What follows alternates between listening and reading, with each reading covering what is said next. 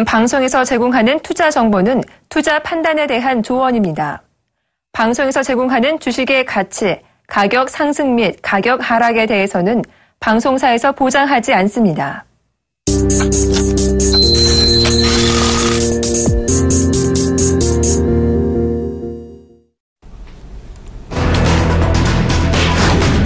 마리오 드라기 유럽중앙은행 총재는 3일 독일 프랑크푸르트에서 가진 통화정책회의 기자회견에서 ECB는 내년 9월까지 필요하다면 그 이후까지도 자산 매입 프로그램을 지속할 것이라고 말했습니다. ECB는 또 현재 회원국 부채의 25%로 제한돼 있는 자산 매입 한도를 33%까지로 늘리기로 했습니다. 미국 노동부는 3일 지난달 29일까지 미국의 주간 신규 실업수당 청구 건수가 28만 2천 건을 기록했다고 밝혔습니다. 이는 시장의 예상치인 27만 5천 건은 물론 전주 27만 건을 웃돈 것입니다. 그러나 고용시장 개선세에 대한 기준으로 판단되는 30만 건은 3월 초 이후 현재까지 계속 밑돌고 있습니다. 미국의 지난달 무역수지 적자폭이 크게 개선됐습니다. 미국 상무부는 3일 지난 7월 무역수지 적자가 직전월보다 7.4% 감소한 418억 6천 달러 적자를 기록했다고 밝혔습니다. 이는 6월의 적자폭이 452억 1천 달러는 물론 전문가 전망치 422억 달러를 밑돈 것입니다. 미국의 서비스 부문 경기가 3개월 연속으로 확장했습니다. 정보 제공업체인 마킷은 어제 미국의 8월 서비스 PMI 확정치가 56.2를 기록했다고 밝혔습니다. 이는 속보치 55.2는 물론 시장 전망치인 55.0을 웃돈 것입니다.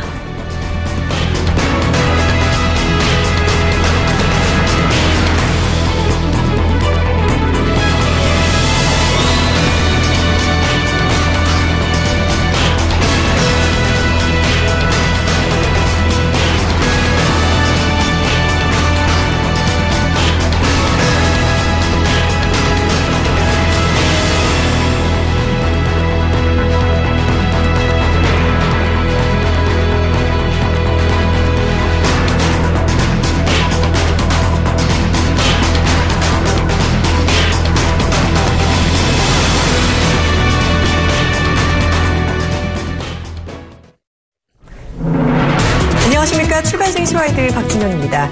자, 간밤에 유럽중앙은행이 양적 완화 지속 가능성을 밝힌 가운데 이 유럽 증시는 올랐고 미국 증시는 혼조세를 보였습니다.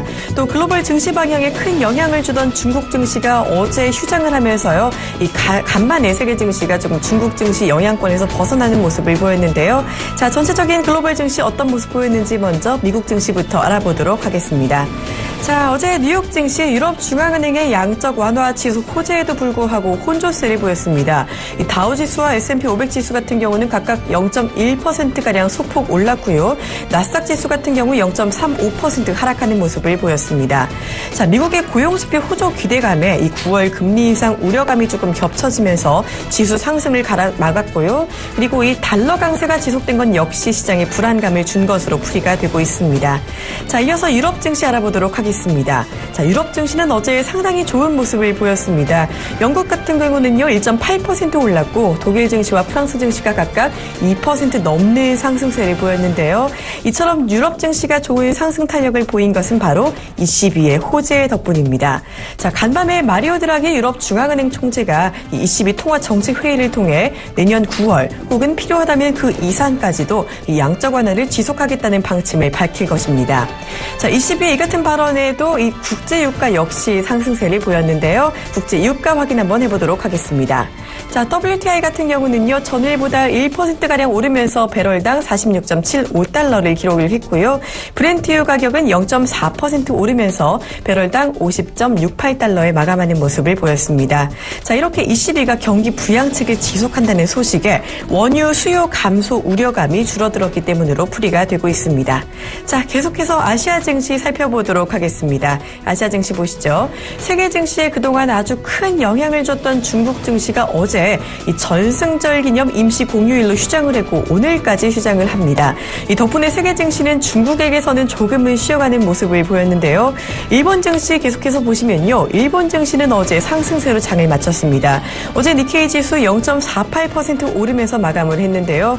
2일 미국 증시의 상승세의 같이 탄력을 받으면서 4거래일 만에 반등한 것입니다.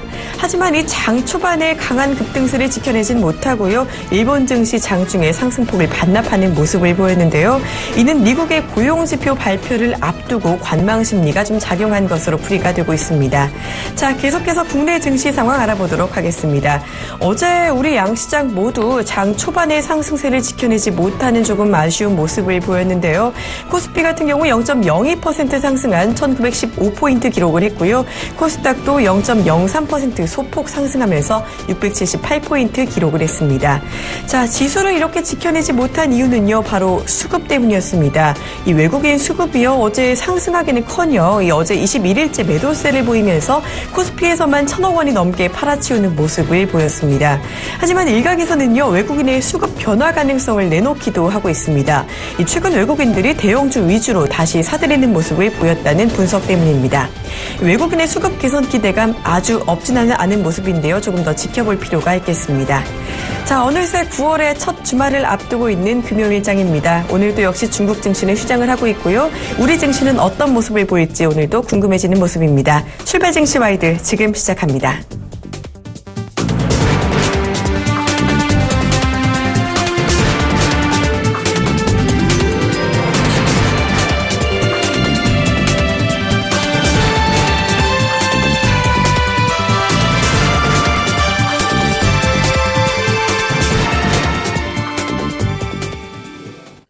글로벌 이슈의 주요 이슈와 전망을 들어보는 시간이죠. 지금 이 시간 한국경제연구원 초빙연구위원 겸 건국대 특임교수 오정근 교수님과 함께합니다. 안녕하세요. 안녕하세요. 네, 먼저 유럽 이야기부터 해볼까 합니다. 어제 유럽중앙은행에서 통화정책회의가 열렸는데요. 이 회의에서 마리오 드라기 유럽중앙은행 총재가 양적 완화를 내년 9월 필요하다면 그 이상까지도 지속할 수 있다라는 발언을 했습니다. 이에 어제 유럽 증시가 일제히 상승하는 모습을 보이기도 했었는데요. 유럽의 추가 부양책, 이 양적 완화 지속이 이어질 가운데 앞으로 이 정책이 유럽과 세계 경제에 미칠 영향이 일단 궁금하고요. 그리고 그동안 이 호재가 부족했던 우리 증시에도 이런 이슈가 조금 호재로 작용을 할 수 있을지 역시 궁금합니다. 어떻게 보시는지요? 네, 그렇습니다. 유럽은 그동안에 2010년에 위기를 겪은 이후에 계속적으로 이제 그 회사채를 매입해 오다가 그걸로는 도저히 안 되기 때문에 금년 3월부터 월 600억 유로씩 이제 그 국채를 매입하는 미국식 양적 완화를 단행했는데 이것이 이제 내년 9월까지 예정이 되어 있습니다. 그럼에도 불구하고 현재 그 유로존의 물가 상승률이 8월 달에 0.2%밖에 오르지 않아서 심지어는 다음 달에는 마이너스까지 추락할 거다. 이런 전망들이 나오면서 유로존 위기 이후에 그 디플레이션 국면에서 도저히 현재 벗어나고 있지 않는 상황이고요. 내년도에도 이제 현재 물가 상승률이 당초에 0.3%에서 0.1%로 오히려 더 낮아질 것으로 수정 전망을 했고, 또 성장률 금년에 그래서 금년에 성장률도 1.5%에서 1.4%로 또 하향 수정을 하면서 이런 정도라면은 아마도 어제 드라기 총재가 얘기한 것처럼 양적 완화 정책을 더 연장할 수밖에 없는 그런 상황이 되는데요. 만약에 유로존에서 이렇게 양적 완화 정책을 연장한다고 하면은 일단은 두 가지 측면인데, 하나는 이제 유로존 경기 회복이 안 된다는 측면에서는 우리 증시에 다소 좀 부담이 되지만은 일단은 유동성을 계속 공급한다는 그런 측면에서는 다소 좀 그 숨통을 트여줄 그런 전망입니다.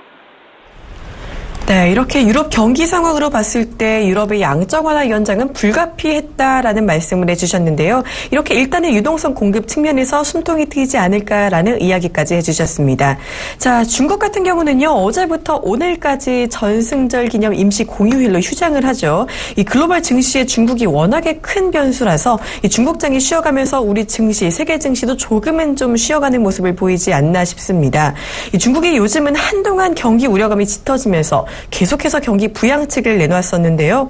이 여러 가지 정책에도 증시 같은 경우는 쉽게 안정은 안 됐던 것 같았는데 이 전승절 이후에 중국이 또 추가적으로 경기 부양책을 낼지 아닐지가 또 궁금해지는 모습인데요. 어떻게 보시는지요? 그렇습니다. 지금 중국이 오히려 8월 11일 날 위안화 평가 절하를 단행한 것이 중국 경제가 중병을 앓고 있다. 그야말로 너무나 많은 과잉 투자와 그다음에 주택 부분의 과잉 공급 문제가 생각보다 심각하다는 것을 오히려 드러내게 되면서 양적 계속 동화를 팽창을 하고 금리를 낮추고 위안화 평가제를 함에도 불구하고 주가는 지금 계속 속락하는 모습을 보이니까 계속적으로 이번 이제 증시를 부양 조치 그다음에 부동산 부분에서도 2가구 주택에 대해서도 규제를 완화하고 심지어는 현재 건 10년 만에 처음으로 외국인도 중국에서 집을 2채 이상 살 수 있도록 허용한다든지 이런 특단의 대책을 계속 내놓고 있는데 제가 보기에는 일단 중국이 과잉 투자 문제가 워낙 심각하기 때문에 예컨대 제조업 같은 경우에는 가동률이 60%까지 지금 하락을 하고 있고요. 그다음에 주택 부분 같은 경우는 초과 공급된 부분이 이걸 해소하려면은 2019년 정도는 까지는 가야 할 것이다. 이런 전망들이 나오면서 구조조정을 해야 되는데 구조조정은 엄청난 실업 문제를 이야기하면서 정치 사회적 리스크를 높일 위험이 있기 때문에 그렇게 하지 못하고 계속적으로 이제 통화를 한다든지 위안화 평가 절하를 하거나 그러는데 제가 보기에는 아마도 구조조정을 하기 힘들기 때문에 다시 한 번 더 이제 이번 하반기에 위안화 평가 절하를 더 할 것으로 이렇게 보여지고 있습니다. 실제로 중국 간변 연구원에서 나온 보고서를 보면은 지금 현재 약 6.4위안 정도 달러당 환율을 연말까지 7위안까지 올릴 것이다. 추가적으로 한 9% 정도 더 절하할 것이다. 그런 전망들이 나오고 있는 상황입니다. 네, 근본적으로 이 중국 경제 같은 경우 구조조정이 조금 필요한 상황이긴 하지만요. 사실상 이 구조조정을 단행하기는 조금 힘들기 때문에 다시 한번 하반기에 중국이 위안화 평가 절하를 하지 않을까라는 전망을 해주셨습니다. 자, 이렇게 중국을 비롯한 글로벌 경기 우려감이 아직도 잔존하고 있는 가운데 이 경기 우려감이 또 심화되고 있는 징표가 하나 더 있다고 하네요. 바로 이 전 세계적으로 외환 보유액이 급감하고 있다는 것입니다. 자, 일단 각국의 외환 보유액이 왜 줄어들었는지 먼저 궁금하고요. 그리고 이 외환 보유액이 줄어드는 현상이 글로벌 전체적으로 어떤 영향을 미칠지도 궁금해집니다. 네, 결과적으로 이제 그동안에 미국에서 금리 인상이 계속 예고돼 오면서 글로벌 시장에 풀려나갔던 달러들이 계속 미국 쪽으로 이제 수면은 역달러 캐리 트레이드가 발생하면서 많은 신흥시장국들을 중심으로 해서 달러가 빠져나가니까 외환 보유액이 감소하고 있습니다. 심지어 중국 같은 경우는 1년 사이에 약 3,600억 달러 정도나 감소하고 있거든요. 그런 식으로 해서 이제 지금 현재 전반적으로 지금 지난 1분기만 하더라도 전 세계적으로 외환 보유액이 지난해 중반에 11조 9,800억 달러에서 1분기 말에 11조 4,300억 달러. 그러니까 벌써 4,500억 달러나 감소했다는 얘기거든요. 그 얘기는 얘기고 그리고 또 앞으로는 또 이런 추세가 더 심화될 것입니다. 미국의 금리 인상이 다가오면서 더 달러 강세가 예상되는 달러에 투자를 하는 경향이 더 이제 심해지면서 이런 신흥시장국을 중심으로 한 전 세계 중앙은행들의 외환 보유액이 감소하면서 하게 될 전망인데요. 이렇게 되면 이제 일단은 전 세계적으로 유동성 수축기에 들어갑니다. 그동안에 미국이 양적 완화로 인해서 돈을 많이 풀었는데 유동성 확장기였다면은 이제부터는 이제 유동성 수축기에 들어가는데 이걸 흔히들 지금 양적 완화에 대응해서 양적 긴축이라는 말도 좀 나오고 있네요.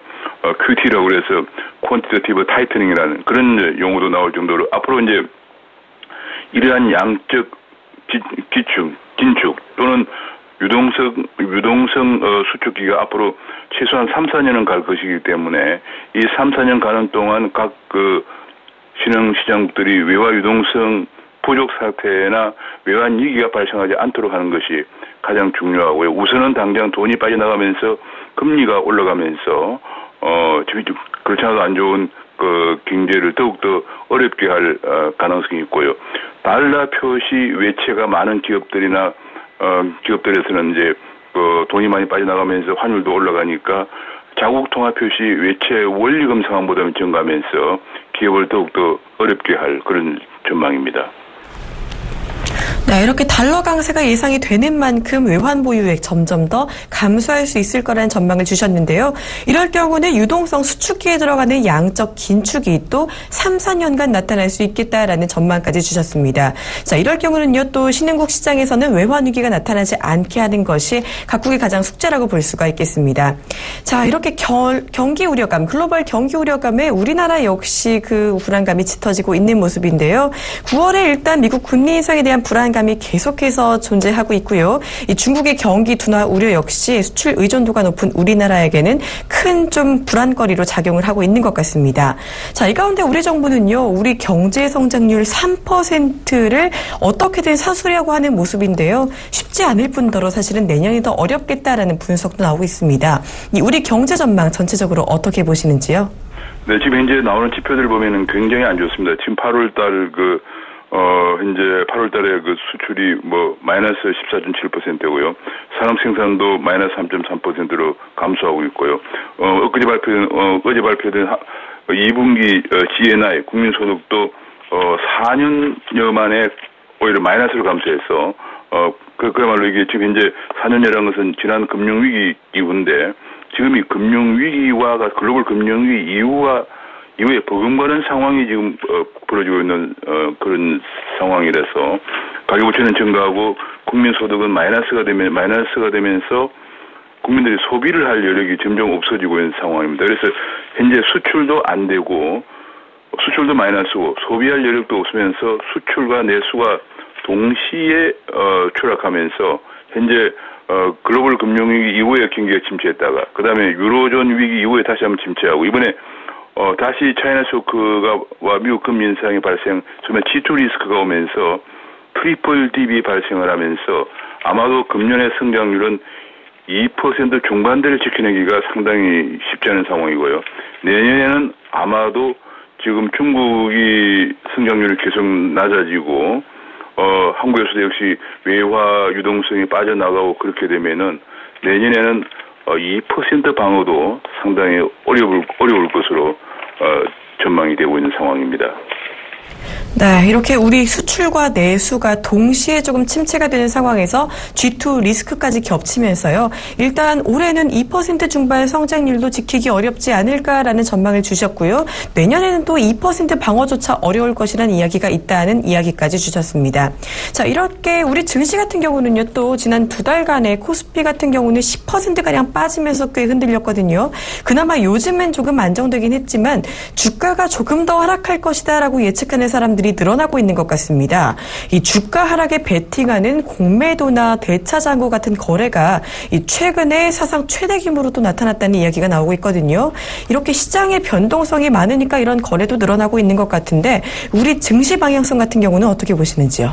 네, 그렇습니다. 그러니까 주가라는 것은 결과적으로 이제 기본적으로 실물 경제가 좋아져야 되는데 금년에 한 2.5% 내외, 내년에는 2% 방어가 힘들어진 상황이 되면서 주가가 빠질 수밖에 없는 실물 경제 여건이 있고요. 또 한 가지는 이제 외국인들이 이제 국내에 투자할 때는 수익률 기준 두 가지는 하나는 이제 한국의 주가 상승률 플러스 원화 가치 절상률이거든. 이것이 이제 외국인 투자 수익률입니다. 그 두 개를 합하면. 근데 현재 두 변수다. 외국인 수익률을 결정하는 두 변수. 주가도 올라갈 수 있는 그런 비전이 전혀 보이지 않고 여건이 경제가 실물 경제가 안 좋으니까. 두 번째로는 달러가 강세, 미국 금리 인상으로 달러 강세가 되면서 원화 가치도 절하밖에 앞으로 방향성이 보이지 않기 때문에 외국인 입장에서는 원화 가치 절하 플러스 주가 하락 또는 현상 유지, 박스권 유지 이런 정도가 되기 때문에 외국인들은 더 빠져나갈 수밖에 없고 그것이 더욱더 우리 주가를 어렵게 하면서 이미 이제 그렇게 될 것이라는 것을 예상을 하고 이미 그래서 공매도라고 하는 것을 미리 주가가 하락할 걸로 예상해서 주가 하락에 베팅하는 거거든요. 그 베팅하는 것이 벌써 이제 4,891억 원 정도 쌓였다고 합니다. 공매도 물량이. 그러니까 이 얘기는 지금 현재 금년 초만 하더라도 약 한 3천억 정도였는데 벌써 1,900억 원 정도 더 쌓였다는 것은 이렇게 많은 사람들이 한국 주가가 더 하락할 수밖에 없다는 것을 생각하고 하락에 베팅을 하고 있는 거거든요. 그래서 지금 현재 제가 보기에는 이 부분을 정부 당국이 어떻게 막아내느냐, 다시 말하면 돈이 많이 빠져나가는 걸 좀 더 컨트롤할 수가 있느냐, 아니면은 또 한 가지는 주가가 너무 하락하는 것을 좀 완화시킬 수가 있을 것인가 하는 건데, 그 완화시키려면 이제 국내에서 경제가 좀 안정적으로 회복이 되도록 해야 되는데, 중국 쇼크는 계속되고 국내에서는 투자 환경이나 이런 것을 개선해야 되는데 전혀 지금 노동계라든지 국회에서는 딴소리만 하고 이렇게 있기 때문에 아마도 주가가 더 하락할 수밖에 없는 그런 상황이 될 것으로 보여집니다.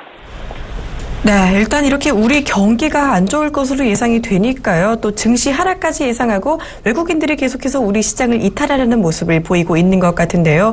이런 현상에서 좀 정부 차원의 정책이 필요한 게 아닌가라는 이야기까지 해주셨습니다. 네, 지금까지 한국경제연구원 초빙연구위원 겸 건국대 특임교수 오정근 교수님과 함께 이 경제에 대한 큰 그림 이야기 들어봤습니다. 고맙습니다. 네, 감사합니다.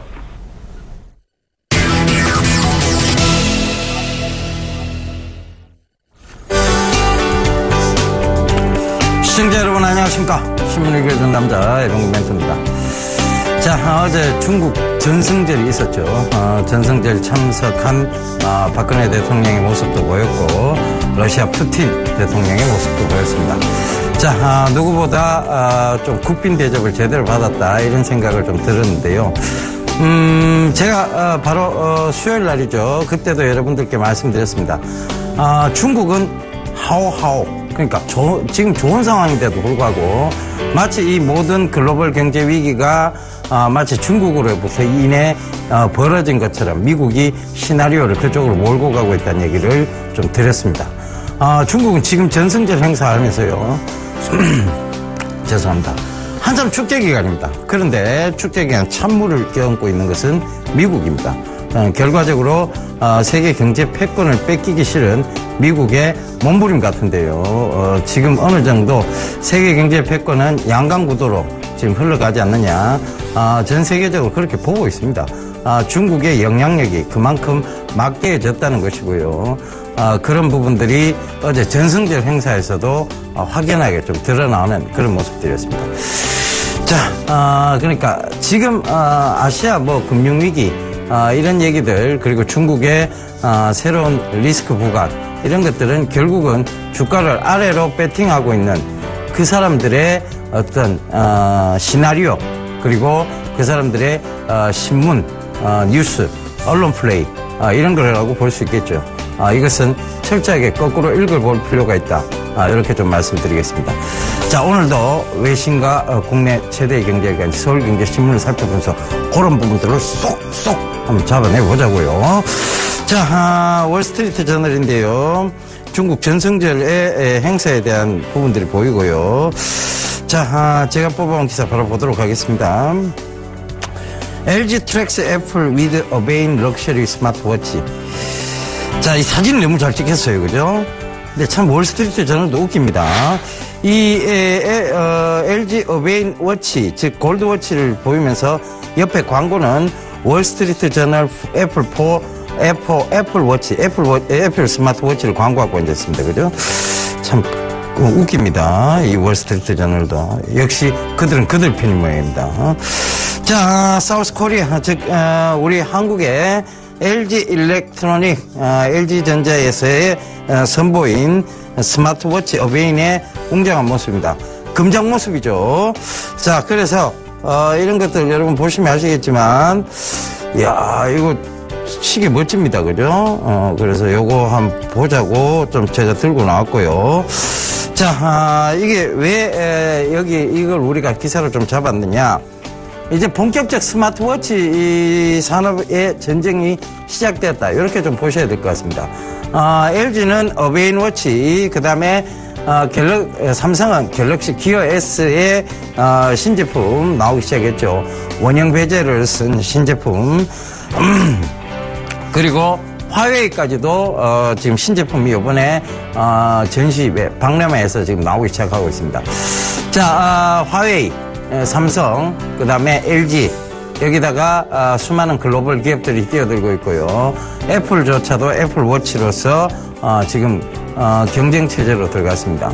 자, 이 스마트워치가 경쟁이 된다는 것이 아니고요. 이 스마트워치와 연동되는 세상이 계속 펼쳐지고 있다는 것을 주목해 봐야 된다는 것이죠. 그래서 여전히 여기서 우리가 알아야 될 것은 웨어러블 디바이스 시장의 성장성, 그걸 계속 좀 눈여겨보셔야 된다는 얘기고요.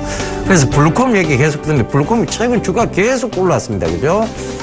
블루콤 한참 강조 많이 드렸었는데 그 부분도 좀 참고를 해보시고요. 최근에도 블루콤 강조 드렸었습니다. 그죠? 그 다음에 타이젠 OS, 결국은 삼성이 추구하고 있는 새로운 스마트워치 쪽에 OS 운영체제죠. 이 운영체제, 타이젠 운영체제를 갖추고 있다. 그래서 타이젠 OS 관련주도 역시 좀 주목을 해보셔야 된다. 이렇게 좀 말씀을 드리겠습니다. 그중에 탑픽은요, 여러분들 좀 찾아보셔야 되는데 결국은 웨어러블 쪽은 탑픽이 뻔히 눈에 보입니다. 블루콤이죠. 계속 수혜를 볼 수밖에 없는 섹터에 있고, 그 다음에 타이젠 OS 쪽은 여러분들 직접 한번 찾아보십시오. 타이젠 OS는 관련주가 굉장히 많은데요. 삼성은 일단 아니에요. 삼성과 관련된 부품주를 좀 보시면 되겠습니다. 타이젠 OS의 가장 중요한 핵심 그거는 NFC입니다. 근거리 무선 통신이죠. 자, 이 NFC 관련주가 있죠. 파트론이라는 회사입니다. 요거 좀 주목해 보실 필요가 있다. 이 얘기 드리도록 하겠습니다. 자, 다음 국내 최대 경제 일간지 서울경제신문이죠. 보면서 얘기 이어가겠습니다. 자, 전승절에 시주석의 모습이 보이고요. 푸틴 대통령, 그 옆에 박근혜 대통령께서 계십니다. 동북아 외교 중심에 서다. 자, 이런 얘기가 좀 나오는데, 자, 이거 제가 기사를 좀 뽑아봤습니다. 한미일 북중러 신냉전 깨고 구도 깨고 능동적 외교 탔다 갔다. 자, 오찬 리셉션에서도 펑리위안 시주석의 부인이죠. 시주석의 부인 옆에, 펑리위안 옆에 박근혜 대통령께서 지금 계시고요. 자, 푸틴 대통령 옆에서 또 열병식 참석 때도 역시 푸틴 대통령 옆에 박근혜 대통령이 있습니다. 그리고天安문 광장으로 갈 때는 또 시주석과 같이 움직이는 모습, 그 다음에 시주석의 이제 극빈 대접, 이런 부분들이 이제 달라진 우리 국가의 위상, 이런 것을 좀 나타내는 것이 아닌가, 그렇게 보여집니다. 자, 열병식 자리부터 이제 정말 국빈 대접을 했다. 자, 우리나라의 어떤 위상을 볼 수 있는데, 자, 이것은 그냥 여기서만 거쳐야 될 내용은 아니고, 이로 인해서 더욱더 이제 여러분들께서 좀 주목해 보셔야 될 게 뭐냐면 북중러를 잇는 실크로드에 대한 부분들이 조금 눈에 딱 이 사진상으로 보도 보입니다. 북중러. 자, 러시아 푸틴 대통령 있죠. 북한만 지금 조금 소외되어 있습니다만 북한이 뭘 하겠습니까, 그죠? 그래서 북중러를 잇는, 그리고 그런 이제 실크로드, 즉 이런 부분들이 가스관이라든가 이런 부분들이 분명히 중소형 철강사들의 수혜가 될 수 있다. 그 부분 말씀드렸습니다. 그러니까 참고를 해보세요. NI스틸, 스텔플라워, 그 다음에 금강철강, 동양철관, 최근에 대동금속인가 그것도 크게 한번 뛰어 올랐습니다. 그래서 그런 부분들 중소형 철강사들 분명히 수혜를 입을 수 있다. 요거 꼭 좀 참고를 해보셨으면 좋겠습니다. 자, 다음 기사 볼게요. 하락장의 배팅, 공매도 사상 최대. 이거 앞서 교수님께서도 얘기를 하셨는데, 자, 이 부분 우리가 참 못 막고 있다는 게 참 웃깁니다. 그죠? 이걸 왜 못 막을까요? 결과적으로 우리가 단기적 배팅, 즉 단기성 한머니 자금에 과세를 하지 않았기 때문에 이들은 공매도부터 시작해서 결국은 이 선물 시장 가지고 현물을 흔드는 웹더독을 계속 만들었다는 것이죠. 그래서 그런 웹더독을 만들기 시작하면서 우리나라 증시의 건전성이 자꾸 뒤떨어지고 있다. 그리고 그들의 짤짤이판이 되어가고 있고 그들의 현금 인출기 역할을 해주고 있다. 자, 그러면서도 우리는 아무런 대책이 없습니다. 참, 이거, 기사를 보면서도요, 이렇게 얘들이 공매도를 칠 동안 과연 정부는 무슨 대책을 내놓았으며, 이들이 이렇게까지 현금 인출 역할을 할 동안 우리는 어떤 대책들을 마련해서 이들을 막고자 했는가? 아무런 대책도 없었고 아무도 막고자 하지 않았습니다. 결국은 그들이 마음대로 뛰어노는, 그들 마음대로 시장을 쥐고 흔드는, 외국인들의 수급이 들어야만 장이 올라가고 외국인들 팔면 어김없이 떨어지는, 기관들은 스스로 눈치 보기 바쁘고요. 참 방한 것은 주구장창 개인밖에 없었습니다. 참 이것이 서글픈 현실이라는 생각이 좀 들고요. 이런 공매도에 대해서 중국조차 조사를 하겠다. 공매도 세력에 대해서 외국인들조차 조사하겠다. 이런 기사가 나가면서 중국의 공매도 물량은 훅 줄었습니다. 그러니까 중국이 정상적으로 다시 회귀를 하죠. 근데 우리는 여기에 대해서 아무런 대책도 없고 아무런 누구 하나도 막고자 하는 사람이었던 거죠. 백날 토빈택스 떠들어봤자 그것은 우리 서민들이 같이 떠든 소리밖에 안 됐다는 거. 이것이 참 서글픈 현실이라는 거 다시 한번 실감하면서 좀 얘기를 드리고 싶었습니다. 아직 공매도가 이렇게 사상 제대로 잘했던 건, 이것은 증시 부양책이 나오면요 급하게 얘들이 또 쇼커버링을 들어와야 됩니다. 그러면 얘들한테 공매도를 친 것에 대해서 오히려 후회하게 만드는 걸 낼 수 있습니다. 그런데 안 그렇죠? 기관들 같이 던져버렸죠. 그죠? 그러면서 공매도에 유리하게 해줘버렸습니다. 그러니까 이런 부분들을 좀 증시 건전성 차원에서라도 증시 부양책이 좀 나와서 이들이 함부로 공매도를 칠 수 없는 그런 환경들을 좀 정부에서 미리 좀 만들어 가야 되는 거 아니에요. 그런 것들이 이런 기사로 나온다면 정부에서도 한 번쯤 이 기사를 읽고 거기에 대응하는 정부 측 차원에서의 어떤 대책이 나왔으면 좋겠다는 생각입니다. 자, 그 다음 바로 기사 보도록 하겠습니다. 자, 인터넷 오브 싱즈, 사물 인터넷이죠. 거기에 꽂힌 삼성이요, 스마트 싱즈라는 미국의 스마트폰 플랫폼, 사물 인터넷 플랫폼 회사를 인수를 했었죠. 작년이었습니다. 근데 이 스마트 싱즈에 대해서 기사가 하나 나왔죠. 그죠? 삼성, 가전기기 작동 보안 구축을 하는 스마트 싱즈 허브를 공개했다. 자, 이게 나옵니다. 그죠? 이 기사. 삼성이 그냥 스마트 싱즈를 재미로 인수한 건 아니란 얘기입니다. 그죠? 미국의 사물 인터넷 플랫폼 회사를 인수하면서 지금 이제 허브가 나오기 시작하고 있고, 사물 인터넷 쪽에 확고부동한 자세를 취해가고 있습니다. 스탠스를 그쪽으로 완전히 돌려놨습니다. 그죠? 죄송합니다. LG OLED TV 모델 9개로 늘려서 UHD급 대중화 계기로 프리미엄 패키지 아트월 빌트인 가전시장 중점 공략. 자, 가전에서도 최근에요, 여러분들 기사나 그 다음에 중국 제품들을 접해보시면요, 하이얼 TV라든가 지금 샤오미에서 가전제품이 쏟아져 나오는 것들, 저가이면서도 그렇게 품질상으로 처졌다. 정말 옛날처럼 그럼 그렇지 중국 저가산 제품이다, 이런 얘기가 안 나올 만큼 그들이 많은 속도로 따라붙었습니다. 가전 쪽에 여전히 목을 매는 것은 결과적으로 그들하고 기술력과 가격 경쟁력을 같이 싸워야 된다는 얘기고요. 저는 LG가 방향을 좀 잘못 틀은 것 같습니다. 그래서 오히려 이런 삼성의 가전기기 작동 보안 구축, 스마트 싱즈라든가 이런 허브들이 오히려 앞으로의 시장에서는, 미래 시장에서는 오히려 조금 더 발빠르게 대처하는 것이 아니냐, 그렇게 보여집니다. 그래서 여전히 사물 인터넷 쪽에 여러분들 좀 관심을 계속 가지셨으면 좋겠습니다. 물론 지금 많이 올라붙었어요. 근데 거기 따라붙으라는 얘기는 아닙니다. 조정이 들어오면 조정시 분할이었습니다. 그러니까 그런 점도 꼭 좀 참고를 해보셨으면 좋겠습니다. 자, 다음 기사, 우울한 기사 하나 남았습니다. 그죠? 글로벌 차업체 중국 판매 쇼크에 한국 마케팅 예산 최대 40% 삭감. 자, 중국 판매 쇼크입니다. 결과적으로 보면 계속 말씀드렸던 얘기예요. 중국의 로컬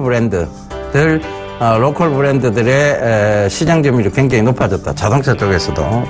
자동차 거의 따라잡혔다. 이런 얘기를 드렸었죠. 그러면서 현대차, 기아차의 어떤 상승에는 분명히 제한이 있다는 얘기도 계속 들었습니다. 그래서 이런 기사들은 결국은 또 현대차, 기아차의 악재적 요소죠. 그러니까 상승의 제한적 요소가 있다고 보시면 될 것 같고요. 그래서 현대차는 거의 15만 원대가 또 단기적 고점이에요. 그러니까 또 거기서 또 밀릴 수 있다는 얘기죠. 그죠? 자, 그다음 현대차에 대해서 오늘 또 안 좋은 기사 더 하나 나왔습니다. 현대중공업 노조가요, 현대차 지분을 팔아서라도 임금을 올려달라고 하고 있습니다. 지분 팔아라, 이 얘기를 합니다. 그죠? 참, 이 노조를 어떻게 해. 제가 참, 여기서 노조 얘기를 하는 것 자체가 좀, 합니다. 이렇게 말을 할 수는 없습니다. 그런데, 자, 이렇게 생각을 해보자고요. 기업이 살아야, 기업 구성원들도 있고요. 기업 구성원들. 지금 현대중공업이 굉장히 많이 적자예요. 어마어마한 적자입니다. 그런데, 지금 지분을 팔아서라도 임금을 인상을 해달라, 이런 얘기들이 나오고 있다는 것. 결국은 우리 산업의 구조적인 부분들이 지금 문제가 자꾸 드러나오고 있다, 이렇게 봐야 될 것 같습니다. 예전에 제가 수익을 말하던 시간에요, 디트로이트 시티의 몰락을 말씀드리면서 울산도 이렇게 될 수 있다. 결과적으로는 울산에 있는 현대차, 현대중공업 이런 회사들이 노조가 활성화가 되면서 너무 많은 것들을 요구하다 보면 현대차도 그렇고 현대중공업도 그렇고 결과적으로는 해외 사업 기지를 해외 쪽으로 자꾸 이전하게 됩니다. 그렇게 되면 오히려 울산도 위태로워지고 그 울산의 현대자동차, 현대중공업에 근무하시는 분도 위태로워지는 현실이 있지 않느냐, 그렇게 보입니다. 그래서 이런 부분들이 오히려 현대 전체 그룹주의 악재라고 좀 보시면 좋을 것 같습니다. 좋은 기사보다 나쁜 기사가 더 많네요. 근데 시장은 오늘 괜찮을 것 같습니다. 그래서 그 부분 참고하시고요. 시장 괜찮지만 여전히 시장 투자 제한에서 요 얘기를 좀 드릴게요. 시장 건전성, 결국은 글로벌 초저금리라는 건전성입니다. 그 건전성과 불확실성, 미국의 금리 인상이라는 불확실성, 이것이 모두 공존하고 있습니다. 그러다 보니까 어찌됐든 이번 달 15일 정도까지는 이 동시에 존재한다. 그러니까 상승에도 제한이 있고 하락에도 제한이 있는, 즉 박스권 형태가 계속 나올 수밖에 없다, 얘기를 드리고 있습니다. 지난 월요일 날 녹화 촬영했던 어제 수요일 날이죠. 수요일 날 본방송 나갔던 여러분 수익을 말아들 보시면 이 박스권에 대해서 이번 주 월요일 날 이미 다 짚어드렸습니다. 그러니까 그만큼 정확했다는 얘기입니다. 그러니까 참고해 보시고요. 자, 이런 앞으로의 투자 전략에 대해서 상세한 얘기 어디서 드리냐? 이번 주말에는 안동에서 드립니다.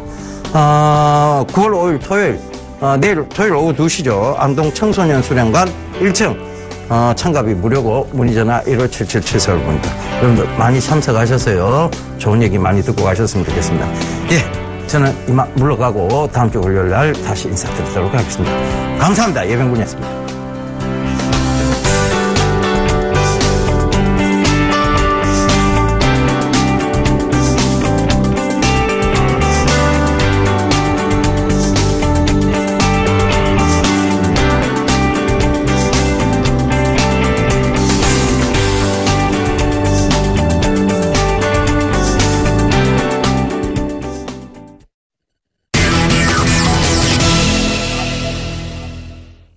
본 프로그램에서 제공하는 투자 정보는 투자 판단에 대한 조언입니다. 해당 주식의 가치나 수익률에 대해서는 보장하지 않습니다. 네, 지금 이 시간 국내 시황의 대가와 함께 시장 전략 알아보는 시간이죠. 오늘은요, 아데나 투자자문 신승용 대표와 함께하겠습니다. 안녕하세요. 네, 안녕하십니까. 네, 어제 우리 시장 장 초반에는 좀 강한 모습 보였는데요. 그 기세가 장 후반에 꺾이면서 좀 보합권에 마감을 했습니다. 아쉬운 모습이었는데요. 이 외국인 수급이 조금 더 아쉬웠던 것 같아요. 21일째 매도하는 모습을 보였습니다. 있습니다. 이번 주 수요일이었죠. 지난 수요일에 대표님께서 양봉 마감 여부를 좀 지켜보라라고 하셨는데 이 수요일에는 우리 지수 정말 양봉 마감을 했거든요. 그런데 다시 어제 좀 주춤한 모습이 아쉬웠던 것 같아요. 어제 우리 시장 리뷰 부탁드립니다. 예, 어제 우리 시장은 말씀하셨던 대로 전강 후약의 장세. 일단은 긍정적인 어떤 그 강보합권 마감, 양시장 모두 강보합권 마감을 보여줘서 다행으로 생각을 합니다만은 말씀하셨던 대로 외국인의 수급 조금은 좀 아쉬운 감이 없지 않아 있었죠. 일단 외국인 한 1,200원대의 순매도 여전히 지속되고 있다라는 점, 그리고 코스닥 시장에서 한 400억 원대 순매도 좀 나왔었죠. 이런 부분들 전체적으로 전전일 이제 시장, 글로벌 시장의 어떤 그 급등 마감 영향에도 불구하고 장 초반은 이제 갭상승하는 그런 모습 보였지만 힘이 좀 약해지는, 여기에 다소간 기관들의 매도세가 좀 가도했다라는, 기관들의 매도세가 좀 시장 내에 좀 나쁜 영향을 미쳤다라는 그런 부분들. 일단은 기관들 입장에서, 특히나 연기금 입장에서는 조금은 지금 현재 박스권 장세 속에서의 어느 정도 이제 그 하단을 일정 부분 지지했다는 그런 자신감의 상황으로 생각을 할 수도 있겠다라고 여겨지고요. 이런 부분들, 일단은 전체적인 수급 상황을 본다면 당분간은 박스권 상황이 진행될 수밖에 없는 그런 조건을 지금 만들어 나가고 있다라고 좀 봐야 될 듯합니다. 여전히 지금 시장 내 가장 큰 화두라고 할 수 있는 산무 장세, 세 가지 없는 시장, 모멘텀 주도주 수급이 없는 그런 시장 연출이 되고 있다는 그런 얘기들 계속 나오고 있는데요. 이 부분들 조금은 좀 당분간 지속되지 않을까 이렇게 지금 생각이 됩니다. 가장 중요한 건 어제 같은 경우는 외국인들의 수급도 중요했지만 최근 들어서 기관들의 매도세가 지금 지금 커지고 있다라는 그런 부분들. 거꾸로 이제 그 수급상으로 본다면, 그리고 지수상으로 본다라면 이제 그 박스권에 이제 그 중앙단 정도에 들어와 있는, 오히려 이제 박스권 상단 쪽에 많이 들어가 있는 것은 아닌가라는 그런 생각도 좀 가지게 해보는 그런 여건이다라고 생각이 좀 듭니다. 일단 국제 유가 긍정적인 방향에 진행이 되고 있습니다. 이 국제 유가 관련해서 잠시 후 시장을 바라보는 눈 어떻게 보는 것이 좋을까? 지금 현재 시장의 가장 핵심 무엇일까? 조금 더 짚어 보여드리도록 하겠는데요. 지금 현재 시장 어쩌면 국제 유가를 비롯한 전체적인 국제 상품 가격과 동조화 현상을 일으켜내고 있다라는 부분들. 그 배경에는 지금 현재 금융시장의 하락, 금융시장의 변동성 자체가 어쩌면 중국 경기의 불안에서 나타나는, 실물 경기의 불안에서 나타나는 그런 상황의 연출이다라는 그런 생각입니다. 이때까지 시장의 긍정적인 영향들, 긍정적인 부분들, 경기 개선에 대한 기대감 플러스 유동성의 힘이었다라면 이제는 좀 경기 둔화에 대한 우려감이 시장의 발목을 계속해서 잡고 있다라는 것. 하지만 그로 인해서 국제 실물 가격의 하락이 나타났었고, 그 실물 가격이 최근 들어서 좀 반등세를 보여주고 있다라는 그런 점은 거꾸로 말씀을 드리자면 그 국제 유가를 비롯한 실물 시장의 바닥권 근접, 바닥권에 대한 확인 과정이 지금 진행되고 있는 것은 아닌가, 이런 생각을 좀 들게 하는 그런 대목이 아닐까 생각이 됩니다. 중국 같은 경우 이제 가장 크게 우리 시장에 영향을 미쳐 왔었죠. 하지만 어제 그리고 오늘 역시 마찬가지가 되겠습니다. 중국 박근혜 대통령도 지금 참석하고 있는데요. 전승절 행사로 인해서 중국 시장의 휴장, 다음 주 월요일 10시 30분 이제 중국 시장 다시금 오랜 휴장을 마치고 개장을 하게 되어 있는데, 오늘 우리 시장 역시 중국 시장의 눈치 보기를 계속하는 상황 속에서 본다라면 상당 부분 관망 양상 내지는 눈치 보기 양상의 연장성산에 들어갈 수밖에 없겠다라는 그런 말씀 먼저 좀 드려보겠습니다. 특징 업종 좀 말씀을 좀 드려보죠. 특징 종목, 어제 같은 경우 이제 그 메리츠 증권을 비롯한 전반적인 증권 업종의 다소간에 조금 약보합권이 좀 나타났었는데요. 메리츠 증권 같은 경우에는 리딩 투자증권의 입찰에서 그 숏리스트에서 탈락했다는 그런 소식 한 가지. 그리고 더 나아가서는 어제 금감원에서 이제 그 증권사 직원들에 대한 자기 매매의 규정을 새롭게 좀 강화시키는 그런 움직임 나타났었죠. 이로 인해서 전체적인 회사 손익에 끼치는 영향, 나쁜 영향을 미치는 것은 아닌가라는 그런 어떤 그 실망감, 이런 부분들로 인해서 증권업종에 대한 어떤 그 하락 부분 나타났었다라고 말씀을 좀 드려보고요. 두산그룹의 전반적인 강세 며칠째 지금 이어지고 있습니다. 새로운 이제 그 면세점에 대한 진출 기대감 작용하고 있다 말씀을 좀 드리고요. 신세계 푸드 그리고 CJ 프레시웨이 등 음식료 업종들 이제 그 단기 수익 실현에 이제 차익 실현하는 그런 시간에 접어들면서 어제 같은 경우 각각 뭐 7%에서 4%, 5%대 마이너스권 연출했다라는 점 특징 상황이다. 근데 이 두 가지 종목 그 음식료 이제 특히나 이제 그 간편 가정식에 집중을 하고 있는 그런 업종 종목군들 같은 경우에는 일정 부분 이제 수익 실현 단계에 접어들어야 되는 것은 아닌가라는 그런 말씀 조심스럽게 드려봅니다. 그리고 아울러서요 낙폭과대를 보여줬던 종목들 반등 많이 나타났습니다. 지난 시간에도 말씀을 드렸습니다만은 반등세 이제 확실하게 마무리 국면 들어갔다. 오히려 재하락기로 지금 접어들고 있다라는 그 재하락기는 하락의 시작이 아니라 거꾸로 지금 수렴의 과정 중에 하나로 지금 들어가 있다. 수렴 과정의 진행 성상에 있다라고 보셔야 되고요. 지금 그 수렴 과정 중에서 그 오름과 내림 그 부분을 잘 매매에 활용하셔야 되겠다라고 정리해드리겠습니다. 네, 이렇게 수급 부진의 전강 후약 보였던 어제 장세 리뷰를 해주셨고요. 이 낙폭과대주의 반등세는 이제 마무리 국면에 들어갔다라는 이야기까지 해주셨습니다. 자, 조금 전에 요즘 시장을 보고 산무 장세다라고 해주셨잖아요. 말씀하셨듯이 모멘텀과 수급 그리고 주도주가 없는 장이다라는 말인데요. 이런 산무 장세 돌파구는 없을까요? 네, 산무 장세 이렇게 생각을 해야 되겠죠. 산무 장세 그냥 현황으로 생각을 해서는 안 될 것 같고요. 이 산무 장세가 해결이 돼야만 시장은 그러면 상승을 할 것이다. 그렇다면 산무 과정이 해결이 되는 선행 조건은 무엇일까? 그리고 선행 조건이 완결이 된다라면 선행 조건이 해결이 된다라면 어떤 업종군, 어떤 종목군이 먼저 상승을 할 것인가 이 부분을 생각을 하셔야만 상대적인 수익을 시장 내에서 수익을 얻으실 수 있으리라 이렇게 지금 생각이 됩니다. 이런 측면에서 산무장세의 영향의 배경 물론 G2의 어떤 그 영향력이라고 봐야 되겠죠. G2 미국에서의 금리 인상 우려감 그리고 중국 경기 둔화 우려감 이 두 가지로 인해서 산무장세가 진행되고 있는데 이 세 가지 산무장세 이 속 중에서 사실은 영향력이 가장 큰 순서 그리고 해결이 되어야 되는 가장 큰 순서 따져본다라면 수급이 가장 우선적이 될 것 같고요. 두 번째가 모멘텀 그리고 세 번째가 주도주가 아닐까 생각이 됩니다. 그렇다면 우선순위를 수급에서 좀 살펴봐야 될 것 같고 그 다음은 이제 그 모멘텀에서 따져봐야 될 것 같은데 수급 뭐니 외국인들의 수급 개선이 되겠습니다. 외국인의 수급 개선 외국인 지금 21일째 연속 순매도세를 보여주고 있습니다. 물론 그 매도 강도는 다소간 완화되어 있는 저 개인적인 판단으로는 어느 정도 이제 마무리 시점이 왔다 이제는 매수 시점에 들어갈 만큼 되었다라는 그런 어떤 그 확신도 드는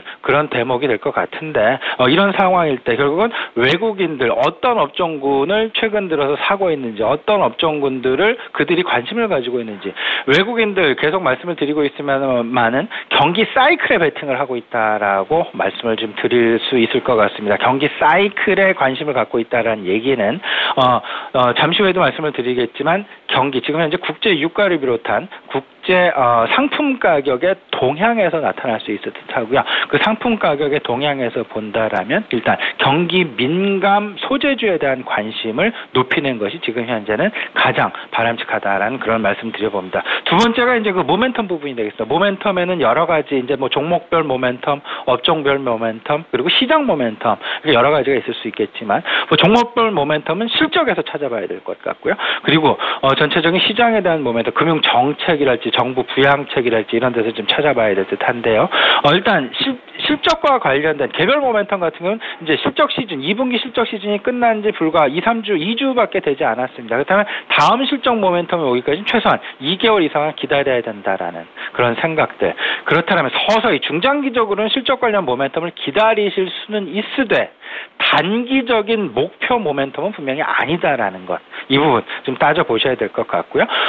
하지만 가장 확실한 것, 정부 정책 모멘텀이나 어떤 그 경기 부양 모멘텀 이런 부분은 어찌 보면 조금은 막연한 부분도 있다라는 것. 그렇다면 실적 부분에서 조금 해답을 찾아야 된다. 중장기적으로 포트폴리오를 개편해 나가는 과정 중에 하나로 본다라면 어쨌든 실적, 긍정적인 업종들 생각을 여전히 염두에 두셔야 되겠다. 화학업종, 증권업종, 그리고 타업종 대비해서 실적이 우호적인 업종은 분명히 바이오와 제약, 화장품, 그리고 게임 등이다라는 것. 이 속에서 선별화 과정, 그리고 순환매 과정이 당분간 진행될 수밖에 없을 것이다라는 부분들, 여기서 옥석 가리기 하는 노력 필요해 보인다라는 그런 말씀으로 대신하겠습니다. 네, 수급과 모멘텀 그리고 주도주 순으로 해결이 되어야 한다는 말씀을 주셨는데요. 일단 외국인이 사고 있는 업종과 종목에 관심을 좀 가지시면서 이 경기 민감 소재주를 좀 언급을 해주셨고요. 그리고 또 화학이나 증권 같은 실적 주도주 특히 주목하는 게 좋겠다라는 이야기까지 해주셨습니다. 자, 현재 시장 흐름 보면요. 그래도 8월 폭락 이후 조금씩은 이 시장을 조금 이겨내려는 모습을 보이고 있는 것 같은데요. 이 시장이 바닥을 찍었다고 볼 수 있을지 바닥론이 나오는데 그 이야기가 궁금하고요. 이 주말을 앞둔 오늘장에서 투자 전략까지 같이 말씀을 부탁드립니다. 네, 정확하게 이제 그 바닥이다라는 얘기를 하기는 사실상 뭐 어느 누구도 좀 어렵지 않나라는 그런 생각이 좀 많이 들고, 일단 단기적인 관점에서는 분명히 바닥을 쳤다라는 쪽에 무게를 두시는 것이 낫다라는 그런 생각이 좀 많이 듭니다. 그 가장 중요한 힌트, 앞서서도 말씀을 드렸습니다만은 국제 유가를 비롯한 국제 상품 가격이 최근 들어서 큰 폭의 하락 이후 반등을 지금 연출하고 있다라는 것. 앞서서 간단히 말씀을 드렸습니다만은 지금 현재 이제 금융시장의 흐름을 좀 살펴본다라면요, 올 상반기 정도까지는 유동성에 의한 시장의 상승이 주류를 이어왔다. 그 유동성의 힘으로 시장의 상승, 그리고 그 부분이 경기 활성화까지 이어진다라는 기대감으로 상승을 해왔다라면, 반면에 실물시장에서는 거꾸로 국제 상품 가격의 지속적인 하락이 국제 원유가를 필두로 해서 지속적인 하락이 이어져 왔었다. 그렇다라면 금융시장과 실물시장은 말 그대로 그동안은 거꾸로 서로 다른 행보를 보였다라는 그런 결론에 도달하게 됩니다. 근데 최근 들어서 국제 상품 가격이 상승하는 그런 모습들 지금 나타나게 되면서, 최근 들어서 지난 1주간 국제 원유 가격은 10%가 넘는 상승을 보였고요. 아연 가격의 7%, 구리 가격의 6%, 각각 비철금속 가격이 각각 한 7%대의 상승을 보여주고 있다라는 부분들, 이 부분이 말 그대로 경기 회복에 대한, 경기 바닥에 대한 어떤 그 확신의 수준을 높여주고 있는 근거로 사용되고 있다라는 부분들, 지금 이제 실물 시장이 개선되고 있다라는 근거로 봐야 될 듯하고요. 그렇다면 증권 시장, 이보다 절대 후행할 수는 없다라는 부분이 되겠습니다. 증권 시장은 항상 선행할 수밖에 없다라는 것, 최소한 3개월 이상은 선행한다라는 것. 그렇다면 국제 상품 가격의 어떤 그 상승 부분이 증권 시장의 상승을 뒷받침하게 되는 그런 상황이 될 것이고, 지금 현재의 상황은 어찌 보면 국제 상품 시장의 그 가격 동향과 국제 금융 시장의 동향이 서로 동조화를 일으킬 수밖에 없다라는 그런 어떤 그 가능성을 높이는 그런 상황이 연출되게 될 것입니다. 이런 상황 속에서 우리는 계속해서 국제 상품 가격 시장의 동향을 살펴봐야 될 것이고, 최근의 동향을 살펴본다라면 지금 현재 상황, 매우 긍정적인 상황이 진행될 가능성이 높다라는 부분 생각하시면 어떨까 싶습니다. 마지막으로 오늘 이제 그 금요일이 되겠습니다. 금요일 투자 전략, 일단은 수익을 추구하시는 전략보다는 지키는 전략 우세하다라는 그런 생각이 좀 많이 들고요. 다음 주 월요일 중국 시장의 오랜 기간 그 휴장 기간을 마치고 새롭게 개장을 하게 됩니다. 눈치 보기 장세 진행될 가능성이 높다라는 것 아울러서 참조를 하시고요. 다음 주 목요일이죠. 한은의 금통위 그리고 선물 옵션 만기를 지금 대기를 해놓고 있는 그런 상황입니다. 이 상황들 예의주시하면서 일단 이번 주말 전체적인 외국인들 수급과 한번 발맞추는, 포트폴리오를 그들과 좀 비슷하게 갖고 가는 그런 전략은 어떨까, 미리 준비하시는 그런 전략은 어떨까 말씀드려보겠습니다. 네, 국제유가를 비롯한 상품 가격이 반등을 준다는 점에서 시장은 이제는 바닥을 쳤댔다라고 보셨고요. 이 또 수익 추구보다는 지키는 전략을 이야기해 주셨습니다. 지금까지 중요한 전략에 대해서 아데나 투자자문 신승용 대표와 함께 알아봤습니다. 고맙습니다. 네, 감사합니다.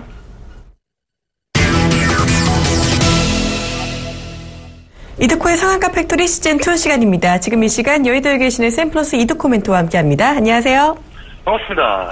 네, 어제 우리 양시장 보합권 마감했습니다. 장 초반 상승세에 비해 조금 아쉬운 모습이었던 것 같은데요. 그런데 그 와중에 NHN엔터 같은 경우는 어제 3% 넘게 오르면서 다시 반등했네요. 오늘 시장 대처 포인트 그리고 종목 AS까지 부탁을 드립니다. 글쎄요, 일단 어제 같은 경우에도 우리 시장 쉬어가는 모습이었다라고 좀 볼 수가 있겠죠. 초반권의 조정, 그리고 주 후반세 안정세가 좀 나올 수 있다라고 좀 말씀드렸지만은 21선에 대한 하방 압력을 받을 수 있는 그런 상황이기 때문에 현대 공안 자체가 단기적인 트레이딩보다는 보유하고 있는 종목들의 보유자의 영역이다라고 좀 말씀드렸는데, 자, 역시나 어제 이제 정강 후약의 패턴 나와주게 되면서 21선에 대한 하방 압력을 받는 어떤 그런 모습들. 그래서 일단 어제 이제 사실은 단기 트레이딩으로 접근하셔서 바라보신 분들이라면은 조금 손실 구간으로 좀 들어오지 않을까. 그만큼 어제 전체적인 종목들이 윗꼬리가 있는 음봉마감한 종목들이 상당히 많이 보이고 있는 어떤 그런 상황이기 때문에 크게 상승하는 종목, 상승이 나온 종목들보다는 쉬어가는 어떤 그런 종목들이 좀 많았다는 점. 자, 이미 이런 상황에 대해서 조금 말씀 좀 드렸었죠. 아마 오늘도 마찬가지일 겁니다.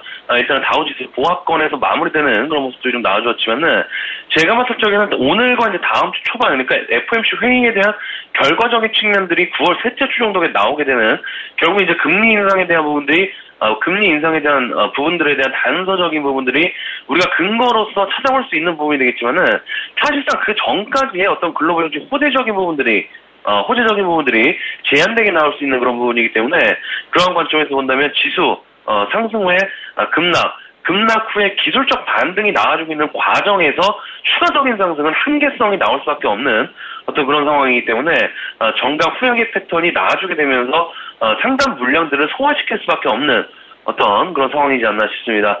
자, 해서 21선의 하방 압력이 저항이 지지로 전환이 될 때까지의 어떤 기다리는 부분 참고를 해보시는 게 좋을 것 같고요.